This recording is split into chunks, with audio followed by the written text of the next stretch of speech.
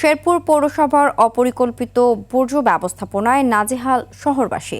কোটি টাকা ব্যয়ে নির্মিত স্যানিটারি ল্যান্ডফিল থাকার পরেও শহরের বর্জ্য ফেলা হচ্ছে মৃগী নদীর পাড়ে। এতে নদী দূষণের পাশাপাশি স্বাস্থ্য ঝুঁকি বাড়ছে স্থানীয়দের। নির্দিষ্ট জায়গা থাকতে খোলা জায়গায় ময়লা আবর্জনা ফেলায় ক্ষুব্ধ এলাকাবাসী। শেরপুর সংবাদদাতার পাঠানো তথ্যচিত্রে আরও জানাচ্ছেন সুলাইমান কবির।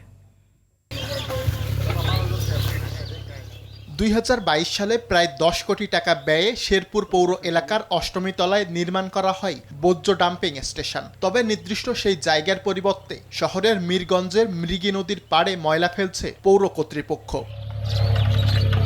প্রতিনিয়ত এসব বর্জ্য নদীর পানিতে মেশাই মাছ সহ জলজ প্রাণী হারাচ্ছে প্রাকৃতিক আবাসস্থল। হুমকিতে পড়েছে জনস্বাস্থ্য ও নদী নির্ভর জীবিকা। আবার ময়লার দুর্গন্ধে ওই এলাকা দিয়ে চলাচলে দুর্ভোগে পড়েন পথচারীরা। স্থানীয়দের অভিযোগ, নদী পাড়ে বর্জ্য ফেলতে বাধা দিলে উল্টো নানা হুমকি দেন পরিচ্ছন্নতা কর্মীরা। এতে বাড়ছে জনরোষ। পরিবেশ দূষণ হইতেছে, আশপাশে মানুষ যাইতে চলাফেরা করতে পারে না। এখানে ময়লা ফেলানি হয়, বাড়ি ঘরে থাকতে পারতেছি না, পোলা ফানে নিঃশ্বাসটা হয় না, অসুখ হইতেছে। বাদ ঠান যায় না, মাছ হিট ঠেলা কোনোটা উদাম পাদাম থোয়ানি যায় না।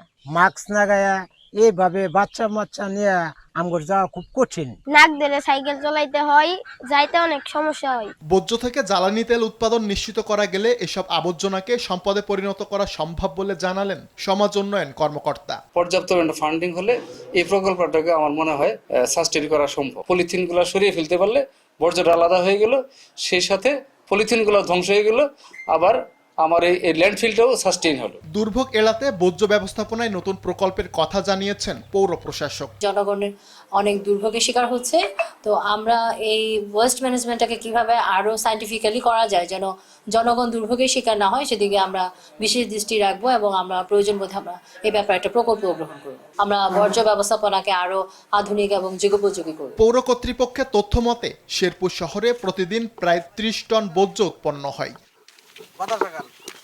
সুলাইমান কবির, RTV।